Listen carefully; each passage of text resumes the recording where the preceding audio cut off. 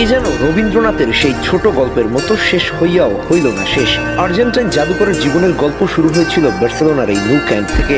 সেদিনের সেই ছবিটা আর আজকের এই ছবি দুইটা রঙিন আর ধূসর হলেও আবেগটা সেই রবীন্দ্রনাথের পুরনো গল্পের মতোই, যেখানে সম্পর্ক শেষ হয়ে গেল থেকে গেছে স্মৃতি, মায়া, ভালোবাসা, যে গল্প শেষ হয়েও শেষ হয় না। আমেরিকা থেকে স্পেন হঠাৎ করেই আগমন হলো ওই জাদুকরের, তাও আবার ছদ্মবেশে। গায়ে জড়ানো জ্যাকেট, মুখে পরা মাস্ক, হুট করে এমন এক যুবকের আবির্ভাব হলো ক্যাম্প নু গেটের সামনে। তার আবদার ছিল ক্যাম্প নু ঘুরে দেখবে, কিন্তু সিকিউরিটি গার্ড তাকে ভেতরে প্রবেশ করতে অসম্মতি জানান। আর অমনি আর্জেন্টাইন জাদুকর মুখের মাস্কটা খুলে ফেললেন। এর মধ্যে ওই সিকিউরিটি গার্ড যেন অবাক, তিনি কাকে দেখছেন।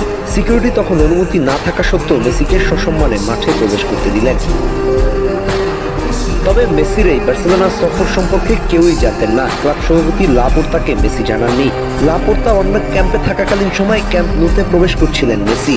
আর এ থেকে একটা জিনিস বোঝা যায়, বার্সেলোনার সভাপতির সাথে এখনো সম্পর্কটা ভালো যাচ্ছে না লিওনেল মেসির। এর পেছনে কারণ ছিল চোখের জলে বার্সেলোনা ছাড়া।